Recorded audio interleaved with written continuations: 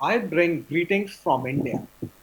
First of all, I'd like to thank Dr. Manoj from Sri Lanka Association of Urological Surgeons and Dr. Keshav Murthy from Urological Society of India for giving me this opportunity. It's indeed a privilege to speak in the annual conference of Sri Lanka Association of Urological Surgeons. I'll be talking about failed bulbar anastomotic urethroplasty, what to do next, which is a very focused question. I work in King George's Medical University, which is located in the northern part of India. It's a beautiful building which amalgamates the architectural style of Europe and Lucknow, local area. It's a more than 100-year-old institution. So we all understand that doing a redo urethroplasty is a challenging operation. The challenges being that you have less healthy tissue for use for reconstruction. There's denser, more extensive scarring. The surrounding tissue for flaps may already have been used. The blood supply may be altered. And patients with recurrent stricture disease may have an etiology that predisposes to failure, such as lichen sclerosis, pelvic radiation, and hypospadias. A multivariate analysis published in 2010 clearly mentions that the results of a redo urethroplasty are inferior as compared to primary urethroplasty. When I was preparing for this presentation, I realized that the literature is difficult to interpret. The reason being that all the articles typically club all urethroplasty failures in one article and do not specifically talk about anastomotic urethroplasty. So, first of all, the success rate of primary anastomotic urethroplasty is very high, up to the tune of 95%. So, the subset of patients requiring a redo urethroplasty for anastomotic urethroplasty is a very small group. And if you see this 95% success rate of 168 patients, 19 patients had a previous urethroplasty. So, even in this group, a 95% success rate is a very good success. So whenever we see a patient who has a failed anastomotic urethroplasty, what comes to our mind? Typically, anastomotic urethroplasty is done for short strictures, typically less than 2 centimeters. So the first thing that comes to our mind that the stricture is likely going to be a short stricture. The recurrent stricture should be a short stricture. But again, the literature is heterogeneous. For example, from this particular center, they mentioned that the average length after a failure of anastomotic urethroplasty may sometimes be long, even up to 6 centimeters or even up to 11 centimeters. So you have to keep your mind open. Typically, it is a short stricture, but it could be longer. So you have various treatment options, including DVIUs or redo urethroplasty, including anastomotic urethroplasty. I'm talking in context of redo surgery, anastomotic substitution, two-stage surgery, and a perineal urethrostomy. These are two salvage procedures, and you can always fall back upon these two procedures, and I'll not discuss these two. I'll be focusing only on DVIUs, anastomotic and substitution urethroplasty in a scenario of a failed anastomotic urethroplasty. So this is one paper which is often quoted, very, very popular paper in the re-urethroplasty scenario. 130 patients, and the success reported is 78%. This is a heterogeneous group, and you can see this is lower than what you expect from a primary urethroplasty. It is redo urethroplasty, so success rate is expectedly lesser. But as I said, the group was heterogeneous. Only 42% patients had an anastomotic urethroplasty, with other failures having undergone other types of surgeries. So talking about DVIU in the post-urethroplasty scenario is a different issue as compared to DVIU for the primary treatment of urethral stricture. And again, there's a scant data in the post-urethroplasty scenario. There's one study where they describe 60% results, but in patients who had a failed BMGU, which is buccal graft urethroplasty. There is an opinion that in the post-urethroplasty scenario, the success rate of DVIU may be slightly higher because you have already excised all the fibrous tissue. But this is only an assumption, and there's no hard data to prove it. We have to avoid the scenario becoming into a chronic urethral stricture, multiple DVIUs, the patient coming back again and again for a recurrence. So you try avoiding that, because we all know that even for redo urethroplasty, although the results are not typically for a first urethroplasty, but still they are fairly good. So coming back to the initial study that I mentioned with 95% success rate for bulbar urethral stricture, even in that group, 19 patients had already a failed urethroplasty before. Of the 8 recurrences that they noticed, 5 were successfully managed with DVIU, and the follow-up in these patients was 73 months, which is a fairly long follow-up. This paper focuses only on DVIU after a failed bulbar urethroplasty. Long study, 45% which had failed, 11 had undergone a previous anastomotic urethroplasty, and 34 patients had a buccal graft urethroplasty. Of these 45 patients, 4 were subjected to a redo urethroplasty and all were successful, and 41 patients were subjected to DVI. So, with the success rate of 56%. So, all these 41 patients who underwent a salvage DVIU for a failed urethroplasty, successful in 56%, failed in 18%. Of these 18 patients, subsequently 4 underwent a EPA with a success rate of only 25%, 5 underwent a BMGU with a success rate of 100%, 7 underwent redo DVIUs, and 2 perineal urethrostomies. As I said, perineal urethrostomy is always a procedure you can fall back on. So this paper has several important findings. At 56% success, salvage DVIU offers a reasonable approach. When salvage DVIU fails, redo urethroplasty has efficacy similar to initial urethroplasty. And EPA, anastomotic urethroplasty, in their series had a relatively poorer success rate, 25% as compared to BMGU. But the reason is that there are only 4 patients. So generalizing is not easy. So the recommendation is offer the patient with failed urethroplasty a DVIU. At the time of DVIU, look at the characteristics of the stricture, the length of the stricture. If the length is more than 2 centimeters, do not repeat DVIU. Offer the patient urethroplasty. There's another paper that has critically analyzed bulbar urethroplasty stricture recurrence. Of 437 patients, they had data of about 400 patients who had adequate follow-up, and they noticed recurrence in 25 patients. Of these 25 patients, 10 patients had underwent a previous anastomotic urethroplasty, augmented anastomotic in 13, and ventral onlay repair in 2. Recurrence was treated endoscopically in these 23 patients out of 25, and in 5 patients, there was a further recurrence after DVIU, and they were managed by either a urethroplasty or a repeat DVIU.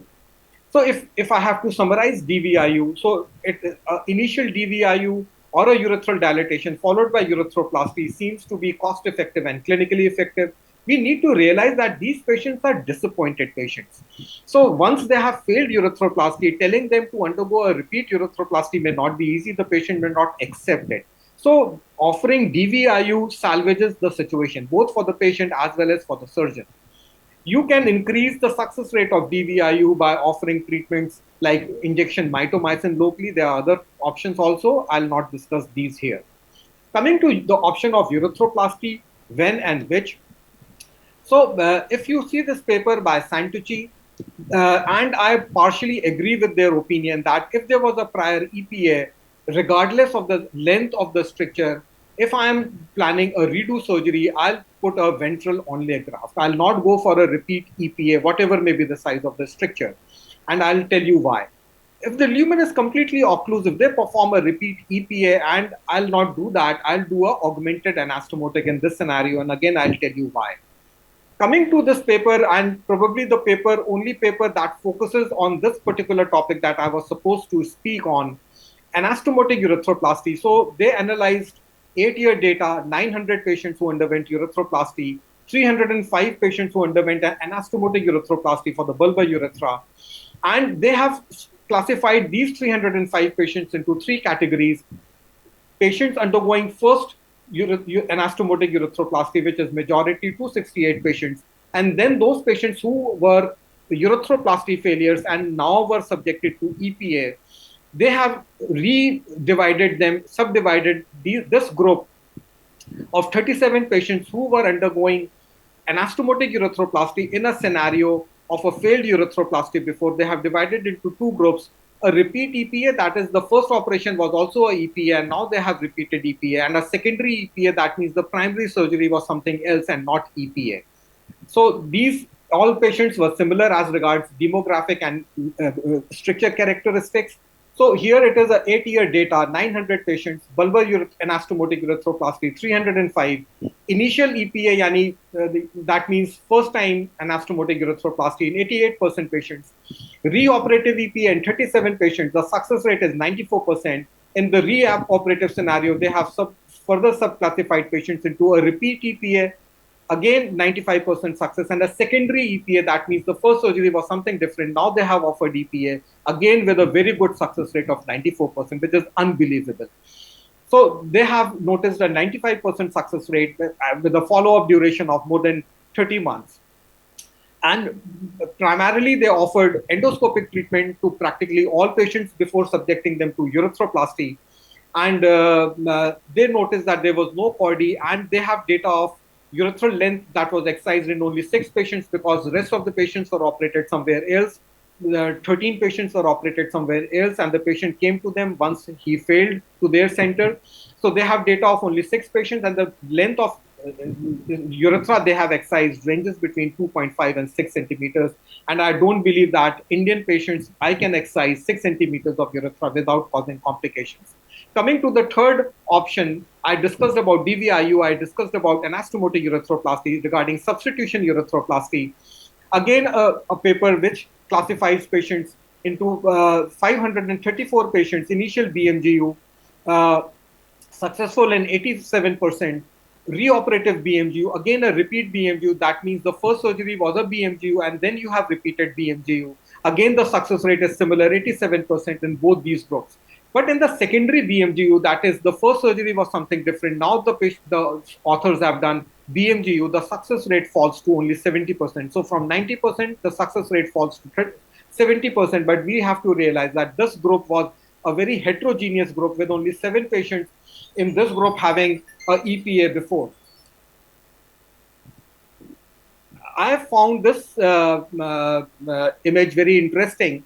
So I brought it here. So this patient had a urethroplasty failure, a long segment obliterative bulbar stricture. If I am shown this X-ray with this background of a failed bulbar urethral stricture failure, I would probably offer the patient a perineal urethrostomy and placing a buccal graft here and then tubularizing it later. What they have done is they have mobilized the urethra completely. They have given a dorsal urethrotomy, placed a graft in this bed, and then placed another graft dorsally as you do in a Barbegli operation, and then closed the urethra and thus repaired it in a single stage, calling this surgery a double-faced buccal graft repair. If I talk about my opinion, let me tell you, I'm a general urologist. I do everything, endourology, everything. But yes, I love doing urethroplasty also. In my mind, if there's lumen present, I like to do substitution urethroplasty, irrespective of the length of the strictured segment. If there's an obliterative segment, I'll do augmented anastomotic. And in the substitution urethroplasty, I like to place a graft ventrally and not mobilize the urethra extensively. The area is already scarred with lots of fibrous tissue. There's no point going in that area again. And again, repeated mobilizations might be harmful. I am very categorical. I will not redo anastomotic urethroplasty. To my mind, the urethra is densely adherent. Further mobilization is usually not possible. Mobilizing the urethra often devascularizes it. And there's always a risk of penile shortening and erectile dysfunction if you are doing a redo anastomotic urethroplasty. And if you see, substitution urethroplasty has less effect on sexual life, and gradually is becoming the more popular method of urethroplasty per se in any group of patients. But at the same time, we need to realize that the risk of complications increases because you are doing surgery at 2 places. This is a very interesting paper that comes from Sweden and published in the Scandinavian Journal of Urology in 2016 that looks at the outcomes of intervention after failed urethroplasty. And bulbar stricture 290 patients, failures in 56 patients, and then they have analyzed of these 56 patients, 29 patients had a previous anastomotic urethroplasty. They have managed these patients in different ways, And then they have summarized the success rate. And if you see for anastomotic urethroplasty, the success rate is 58%. And for substitution urethroplasty, it is similar at 58%. And I tend to agree with this observation. So the results of anastomotic urethroplasty and substitution urethroplasty in this scenario is almost similar with 58% success rate. And the median follow-up duration is fairly long, so you can believe these results. There's a recent recent systematic review published in 2019 that looks at redo urethroplasty for the management of recurrent urethral strictures. Again, the literature is very not good quality, based only on case series, which is a level 4 evidence. The studies are not robust for definitive opinion. They have looked at anastomotic urethroplasty and substitution urethroplasty, both anastomotic and substitution urethroplasty. And if you see, the results range between 58% to 100%. And with both the methods, either you do anastomotic or substitution, the results are similar. And this is the table that shows that the results are almost similar. You choose either way.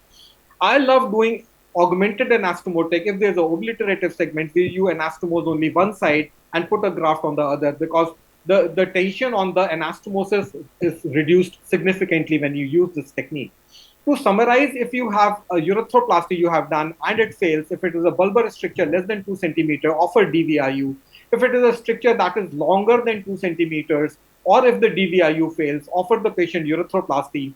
If it is a less than 2 centimeter, EPA has been offered in this particular paper, but I'll offer an augmented anastomotic. And if it is more than 2 centimeter, I'll offer BMGU. Even if the lumen is patent, even for shorter stricture, I'll offer BMG urethroplasty and not anastomotic urethroplasty. Only if there is an obliterative segment, I'll offer augmented anastomotic. So as I have shown, anastomotic urethroplasty and substitution urethroplasty are equally successful in redo scenarios. Thank you very much.